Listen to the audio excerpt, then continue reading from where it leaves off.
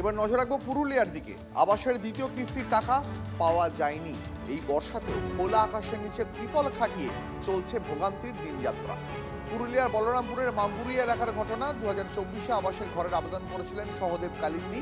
ভোটের আগে প্রথম কিস্তি 60,000 টাকা অ্যাকাউন্টে ঢোকে।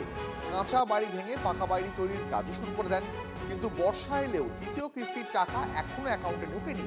আর এদিকে বাড়ি তৈরিতে শুধুমাত্র লিন্টন দেওয়ার কাজই হয়েছে। আর এই মুহূর্তে খোলা আকাশের নিচে ত্রিপল পেতে চলছে বসবাস। দ্রুত দ্বিতীয় কিস্তির টাকা পেতে প্রশাসনের কাছে আবেদন করেছেন সহদেব।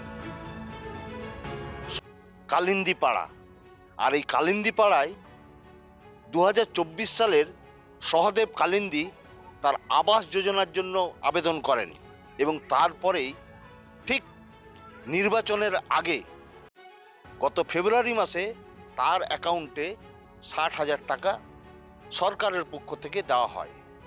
তারপর থেকে আর কোনো টাকা তিনি পাননি। আর মাঠের মধ্যে খোলা আকাশের নিচে এইভাবেই চলছে তার পরিবার নিয়ে বসবাস। সরকারের পক্ষ থেকে আর কোনো টাকা তিনি পাচ্ছেন না।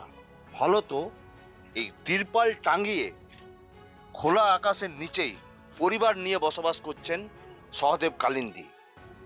তার অভিযোগ যে সরকারকে বারবার বলার পরও সরকারের পক্ষ থেকে কোনো পদক্ষেপ নেওয়া হচ্ছে না। পঞ্চায়েতের প্রধান থেকে স্থানীয় মেম্বারের সাথে যোগাযোগ করলেও তারা কোনো সদুত্তর দিতে পারছেন না। ফলত এইভাবেই খোলা আকাশের নিচেই চলছে পরিবার নিয়ে বসবাস। কবে তিনি দ্বিতীয় কিস্তির টাকা পাবেন সেই আশায় বসে আছেন সহদেবের পরিবার। পুরুলিয়ার মাগুরিয়া থেকে তপন হালদার, TV9 বাংলা। এক কিস্তি পেয়েছি 60,000 টাকা। সেটা আপনার ভোটের আগে প্রায় ফেব্রুয়ারি থেকে মার্চের মধ্যে ছিল। তো এখন আমার যেহেতু অর্ধেকটা লিল্টন অবধি বাড়ি হয়ে আছে, আমি এখন লোকের জায়গাতে আছি। আমি খুবই অসুবিধার মধ্যে এখন আছি। বালি সব আমার ফেলা আছে, টাকার জন্য আমি কিছু করতে পারছি।